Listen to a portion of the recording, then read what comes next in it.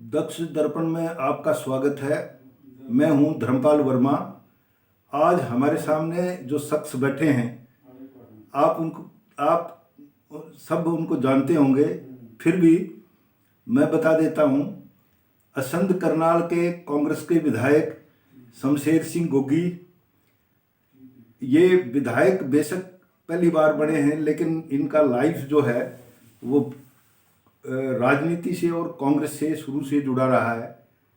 हम इनको एक राजनीतिक चिंतक के रूप में देखते हैं। विर्क साहब जो हैं वो पेट्रोलियम डीलर्स एसोसिएशन के प्रेसिडेंट रहे हैं और धाकड़ प्रेसिडेंट के रूप में जाने जाते हैं, इसलिए लोग इनको प्रधान जी के नाम से भी संबोधित कर देते हैं। तो आज इनसे बात करने का सुअवसर मुझे मिला। आज कुछ राजनीतिक बातें इनसे करेंगे। विर्क साहब नमस्कार जी। धन्यवाद। हमारे दर्शकों को एक बार राम राम बोल दो जी। सभी दर्शकों को राम राम। विर्क साहब, आज की हरियाणा की राजनीतिक परिस्थितियों पे आपसे बात करना चाहते हैं। वो इसलिए कि आप एमएलए के अलावा एक ऐसे नेता भी हैं जो राजनीतिक कैलकुलेशन, पॉलिटिकल कैलकुलेशन और सारी चीज़ों को आप समझते हैं, जानते हैं। आपके अनुमान अंदाजे राजनीतिक मामलों में लगभग सही साबित होते हैं। मैंने ये काफ़ी बार देखा है। आप ये बताइए कि इस टाइम जो है हरियाणा में क्या राजनीतिक परिदृश्य आप देख रहे हैं, क्योंकि चुनाव सिर पे हैं और आज की जो हालात गुजर रहे हैं उनको देखते हुए आप क्या समझते हैं कि आगे क्या होने वाला है? देखो, राजनीति इस टाइम काफी तेजी से बदल रही है जी। और हरियाणा में जो सरकार है जी। वो एक घोर संकट से गुजर रही है। क्योंकि जो ये सरकार है ना, ये अपने मन की बात सुनती है, जनता के मन की बात नहीं सुनती है। ये सोचते हैं कि जो हम सोच रहे हैं वही ठीक है, बाकी ठीक नहीं है। और एक इनको बहुत बड़ी गलतफहमी है कि हमने लोगों को राष्ट्रवाद के नाम पे, धर्म के नाम पे अगर बका लिया है तो जो हमारी बात है वही सही है, बाकी जैसे हम ईमानदार हैं, बाकी सारे, जैसे अब सरपंचों के बारे में क्या है कि सरपंच तो इतने हैं, हजारों सरपंच होंगे, वो तो बेईमान है। और ये जो एमएलए बन गए, जो सरकार चला रहे हैं, ये सारे ईमानदार हैं। इस बात मैंने विधानसभा में भी ये बात कही थी। देखो, गलत आदमी कहीं भी हो सकता है जी। लेकिन अगर आप लोकतंत्र में विश्वास रखते हो जी, तो सरपंचों को उनका ड्यू रिगार्ड, ड्यू रिस्पेक्ट देनी चाहिए। सर, ये ई टेंडरिंग वाला मामला जो है, जो आपने इसमें चर्चा की है, क्या इसके पीछे इनका कोई सियासी मकसद भी है?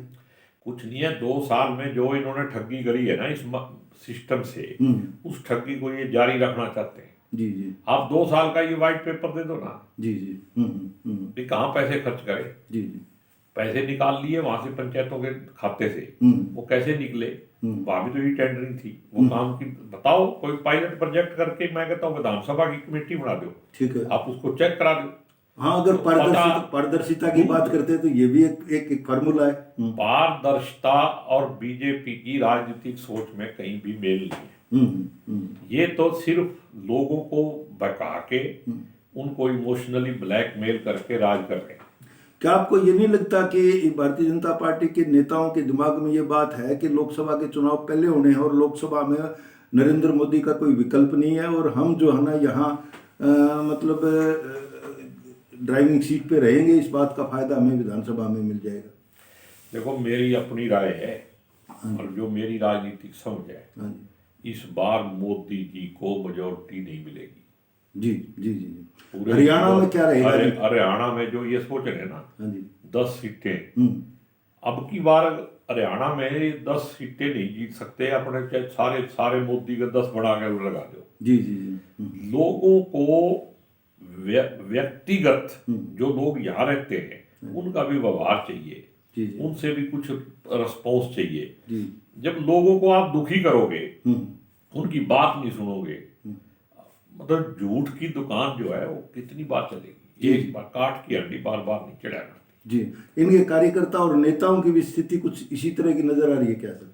देखो, सारे जो पर्दे के पीछे तो सारे ही रोकते हैं। जी जी। लेकिन हालात ये है कि अब तो इनके कार्यकर्ता ही मान रहे हैं भाई हमारी पोजीशन ठीक नहीं है।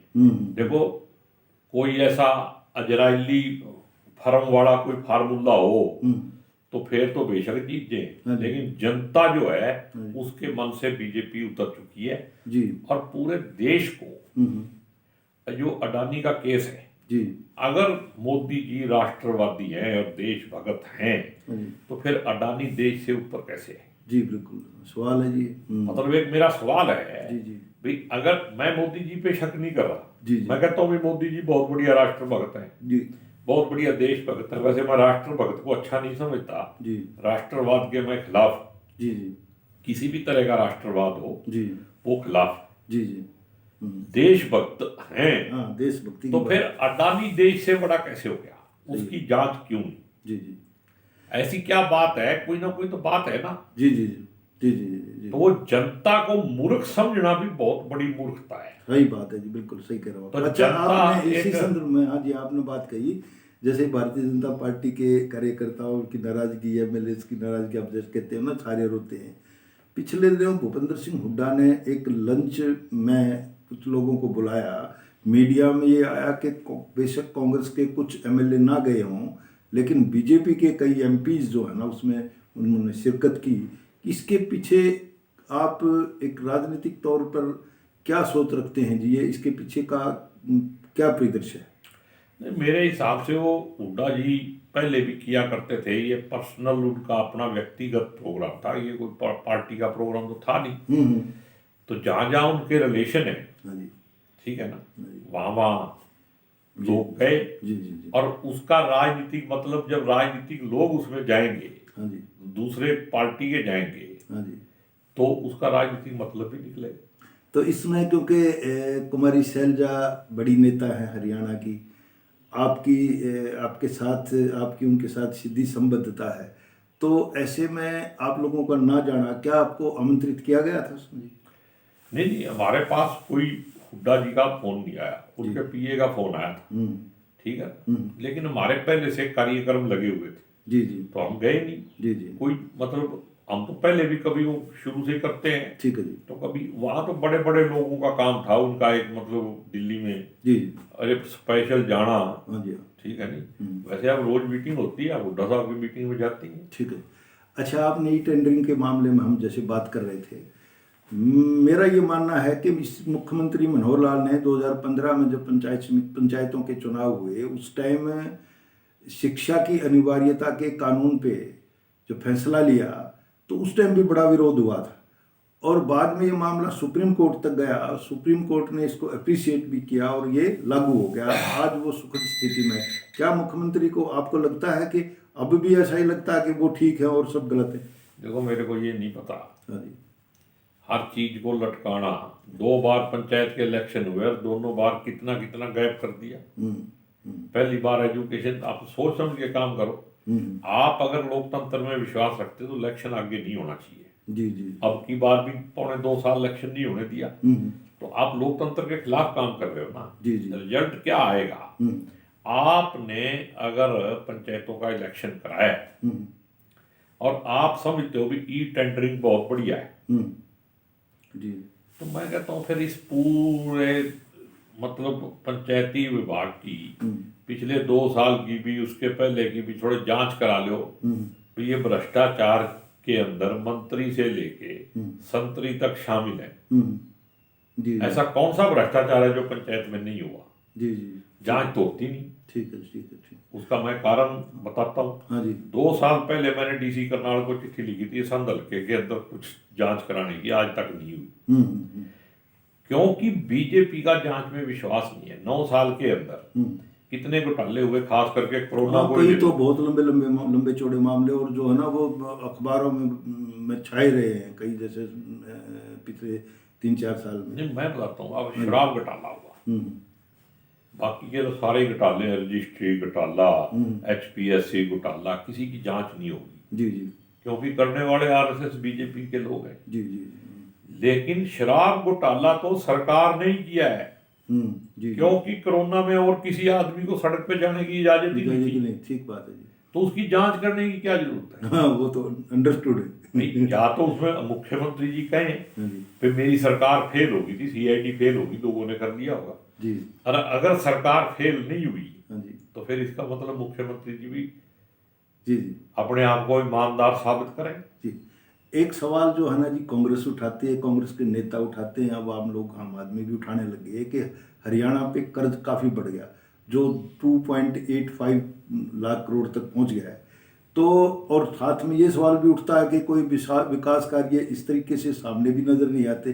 तो ये पैसे का दुरुपयोग किस तरीके से हुआ, इस पर बताएं सर। देखो, या तो आम आदमी सुखी हो, वो भी नहीं हो रहा, जी, या फिर सरकार के अंदर जो पैसा आया है जी, उससे कोई इंफ्रास्ट्रक्चर ही तैयार हो जाए, हम्म, वो भी नहीं हुआ। हम्म, कोई लोगों को नौकरी दे दी गई हो, बेरोजगारी खत्म हो गई हो, हाँ हाँ, वो भी नहीं वो है। भी नहीं हुई। हम्म, अगर कुछ हुआ है हाँ जी, तो एक सवाल है मेरे मन में, हाँ जी, वो सिर्फ बीजेपी और आरएसएस अमीर हुई है। ठीक तो है। इसका मतलब ये है कि वो सारा का सारा पैसा किसी ना किसी तरीके से हाँ जी, उनके खाते में जा रहा है। जी, कहाँ से इतने बड़े बड़े 5 स्टार दफ्तर बन रहे हैं? बिल्कुल बिल्कुल। कहाँ से? मतलब देखो आप हाँ, आरएसएस के लोग सवाल पूछते हैं कि कांग्रेस ने उसका जो राष्ट्रीय कार्यालय है दिल्ली में, उसकी क्या स्थिति है, और भारतीय जनता पार्टी के सब जगह हुए दफ्तरों का जैसे बने हैं उसकी, उसको देखते हैं लोग। ये कांग्रेस का तो देखो दुर्भाग्य है हाँ जी,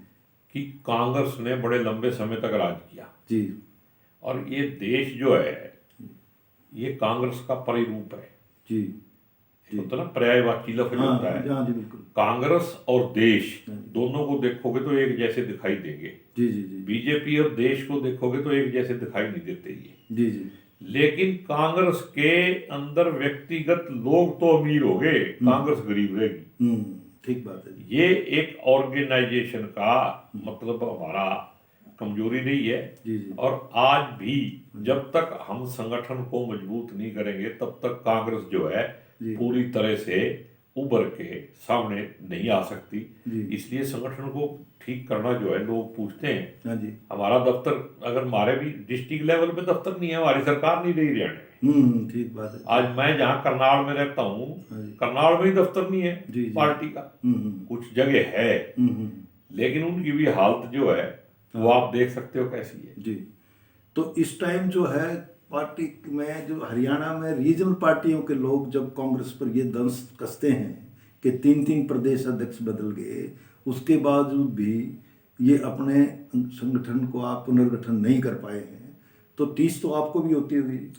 ये पूरी टीस है। और मैं तो ये कह ही रहा हूँ, कल शैलजा जी ने प्रेस कॉन्फ्रेंस करी थी, उन्होंने भी कहा है कि जो सीनियर नेता जी, इसके लिए सब जिम्मेदार जी। है। कोई अपने आप को ये नहीं कह सकता कि इसमें मैं हिस्सेदार नहीं हूँ। और ये जो बड़े नेता हैं उन्हीं की जिम्मेदारी है कि वो अपनी ईगो छोड़ें और संगठन को बड़ा समझे, पार्टी को बड़ा समझे, मैं की जगह आपको ले आए, जी, जी, तो सारा काम सीधा हो जाएगा। जी। लोकसभा के चुनाव में आज भी हरियाणा को लेके कांग्रेस को लेके लोग ये समझते हैं कि कांग्रेस के पास वही परंपरागत उम्मीदवार हैं। तो क्या समझते हो आप कि इन्हीं उम्मीदवारों से जीत की स्थिति में है जी हरियाणा में कांग्रेस? देखो, अभी तो उम्मीदवार तय ही नहीं हुए, तो इस पे कोई कमेंट करने की जरूरत नहीं है। लोग तो देखो पुराने चेहरे जो हैं, हाँ जी, लोग अंदाजा तो यही लगाते हैं भी उन्हीं में से कोई ना कोई इलेक्शन लड़ेगा। लेकिन जिस दिन फैसला होगा, मेरे को लगता है कि कांग्रेस सोच समझ के विचार करके ऐसे कैंडिडेट देगी कि इस बार हरियाणा में ना तो पार्लियामेंट में और ना विधानसभा में बीजेपी नहीं आएगी। जी। तो विधानसभा के चुनाव में अब जो है ना हरियाणा में आमतौर पर लोगों का ये मानना है कि भूपेंद्र सिंह हुड्डा को फ्री हैंड है, और प्रधान जो हैं वो भी उनके विश्वास में हैं, और वो अपनी मर्जी टिकटों के मामले में वो 2019 के कुछ इंस्टांस उजागर करके ये कहते हैं कि टिकटें ठीक नहीं बटी, और वो अपने दम से पे टिकट बांटने की कोशिश में हो सकते हैं। क्या आपको या कांग्रेस जन और दूसरे लोगों को इस तरह की कोई आशंका है जी? देखो, ऐसे है, मैं इस पे कोई कमेंट नहीं करना चाहता, जी, लेकिन हुड्डा साहब को ये कहने का अधिकार नहीं है। 2019 में भी टिकटें वही बांट रहे थे, जी, अब भी उन्होंने बांट ली हैं। और टिकटें तो 5-7 कांग्रेस में ऐसे होंगी होंगी, ये मेरा एक्सपीरियंस है पुराना। जी जी जब मेरे को नई टिकट मिली तब का भी, हाँ जी और जब मिली तब का भी। जी जी ये नहीं हो सकता। कुछ लोग हैं जो जिनका दिल्ली में इधर उधर बड़ी पार्टी है, नेशनल पार्टी है, हाँ वो लॉबिंग वो हो जाए। चलता है, उसमें बात नहीं है। बात तो ये है हाँ जी कि मैं या हम, हाँ जी इसमें फैसला करना है। सारे लीडर सोच लें, जी अगर वो हम में रहेंगे हम्म, तो सब कुछ इनका ही है, ठीक है जी ठीक है और अगर मैं करते रहेंगे तो फिर बस मैं ही रह जाएगी। जी। वृक्ष साहब, एक आम मान्यता है हरियाणा की राजनीति को लेके कि यहाँ एक चुनाव तो होच पोच होता है, एक चुनाव आंधी तूफान का, लहर का होता है। अब की बार लहर का नंबर है, तो कहाँ तक कितना स्कोर कर सकती है कांग्रेस आपके अंदाजे से इन परिस्थितियों में? देखो, लोग तो ये भी कहते हैं कि इस बार आंधी आएगी, पता नहीं कितनी सीट आ जाए, लेकिन मेरा अपना आकलन है हाँ जी कि मिनिमम, मैं बता रहा हूँ, हम्म, 60 से ऊपर ऊपर आएंगी। जी जी चाहे आ तो जाइयो 90 की 90, जी। लेकिन 60 से ऊपर ऊपर आएंगी। अब हम आपके हल्के की बात कर लेते हैं जी। मैंने देखा कि लोग आपको लेके, एक बात को लेके तो संतुष्ट हैं कि हमारे जो जनप्रतिनिधि हैं, हमारे जो विधायक हैं, वो लोगों की सुनते हैं, अपनी जिम्मेदारी को ठीक से उसका निर्वहन करते हैं, जहां उनको जाना होता है जाते हैं, लोगों के बीच में रहते हैं। लेकिन वो कहते हैं कि उनकी चलती नहीं। तो इस बात, ये विभिन्न कॉर्नर से ये बात आप तक भी पहुंचती होगी, तो आप क्या सोचते हैं, क्या ये बात सही है? और अगर ये सही है तो इसका आपको लाभ होगा कि नुकसान होगा, क्या सोचते हो जी? देखो, हम ऑपोजिशन में हैं, जी तो जैसे सरकार में होते हुए कार्यकर्ता भी जो होता है ना, उसकी भी ताकत ज़्यादा होती है। जी तो जो ऑपोजिशन के तरीके से सरकार वाले हमारी क्यों सुनेंगे? लेकिन जिस तरीके से लोगों ने मेरे को प्यार और आशीर्वाद दिया, असंध के लोगों ने, मैंने उसका सदुपयोग किया है, चाहे वो विधानसभा में, जी चाहे मेरे को किसी भी दफ्तर में जाना पड़े, कहीं भी जाना पड़े, जो भी काम होता है मैं उसके लिए छोटे से छोटे अफसर के पास भी चला जाता जी। हूँ। और यही कारण है कि बहुत सारे काम जो हैं वो आज भी चल रहे हैं। और जैसे हॉस्पिटल था, वो मंजूर हुआ, जी वो विधानसभा के माध्यम से ही हो गया। जी जी जी जी तो ऐसे काम जो हैं, जनता को इस बात से चिंता नहीं करनी चाहिए। जी जब सरकार आएगी, तो मैंने तो ये वादा करके इलेक्शन लड़ा था कि मैं असंध का नाम जो है ना, वो राष्ट्रीय स्तर पे ले दूंगा। जी जी और आज के दिन मैं समझता हूँ हाँ जी कि असंध का नाम राष्ट्रीय स्तर पे लोग जानने लगे भी, असंध के अंदर भी एमएलए है, जी जी जी बिल्कुल। चाहे वो किसी भी माध्यम से। अभी मेरे को पार्टी ने एआईसीसी का मेंबर बनाया, तो मेरे को हल्के के ही जितने पुराने कांग्रेसी थे, जो लगभग रिटायर होने वाले, हाँ जी वो कहते हैं पहली बार कोई एआईसीसी में असंध से गया है। जी जी। ऐसा आज ही कि हरियाणा को लेके कुछ लोग एक बड़ी मान्यता को स्वीकार करते हैं कि देश में सबसे कम छुआछात हरियाणा में है, लेकिन राजनीतिक कारणों से जाति पाति उभर के आ जाती है। आपका जो हलका है उसमें अगर कम्युनिटी बात करें तो कई बड़े ब्लॉक हैं, कहीं जाट हैं, कहीं सिख हैं, कहीं ब्राह्मण हैं, कहीं राजपूत हैं। तो एक बार तो लोग विधायक बना देते हैं, उसके बाद बड़े विधायक को अपनी व्यवस्था खुद बनानी पड़ती है। तो इस बैलेंस को आप अपने दृष्टिकोण से कैसे देख के चलते हैं? देखो, मैं एक बात मान के चलता हूँ हाँ जी कि जो घटिया कमजोर आदमी होता है ना, वो धर्म और जाति का सहारा लेता है। जी मैंने तो सारी जिंदगी ना धर्म और जाति के नाम पे राजनीति की, हाँ जी ना मैं आने वाले समय में करूंगा। जी लोगों का प्यार आशीर्वाद मिलेगा तो एमएलए बन जाएंगे। जी जी जी ठीक है, मैं एमएलए बनने के लिए अपनी जमीर को मार के काम नहीं करूंगा। हल्के को लेके क्या प्राथमिकता आपके दिमाग में अब है, और जिसको आप अगर सरकार आती है तब पूरा करना चाहेंगे? जो प्राथमिक चीजें हैं, एक दो मोटे तौर पे बताएंगे। देखो, दो मेरी तमन्ना है। एक तो असंध जिला बने, जी जिसके लिए मुख्यमंत्री जी ने हाँ भी भर रखी है। ठीक है जी। कब डिक्लेयर करेंगे, नहीं करेंगे तो हमारी सरकार बनेगी तो पहले झटके में ये काम सरकार करेगी। जी मुख्यमंत्री जो भी कांग्रेस का बनेगा, उसको ये बात मेरी माननी पड़ेगी। जी जी जी जी। और दूसरी एक मेरी तमन्ना है कि असंध के अंदर कहीं पे भी एक स्पोर्ट्स कॉलेज बनाया जाए। जी स्पोर्ट्स कॉलेज के माध्यम से असंध जैसे बैकवर्ड एरिया जो है, वहाँ के बच्चों को भी नेशनल इंटरनेशनल लेवल पे हाँ जी। स्पर्धा में जाएंगे। आज के दिन खेल कूद भी जो है ना, हाँ जी, वो जरूर। भी एक बहुत बड़ा जी, रोजगार का साधन भी है। साधन भी है और उसके। अगर वहां से कोई बच्चा इंटरनेशनल तक पहुंचता है, हाँ जी। हमारे साथ लगता ही एरिया पहले संदलका में ही था, खंदरा, जहाँ का नीरज चोपड़ा है। ठीक ठीक ठीक। तो जैसे उसने देश में, हाँ, नाम रोशन दुनिया किया। में नाम किया है, जी जी। तो ऐसे ही मेरी भी तमन्ना है कि मेरे हल्के का, संध का भी कोई बच्चा जो है जब इस पर पहुंच जाएगा तो मेरे को बहुत बड़ी इस बात की खुशी होगी। धन्यवाद जी। ये थे शमशेर गोगी जी।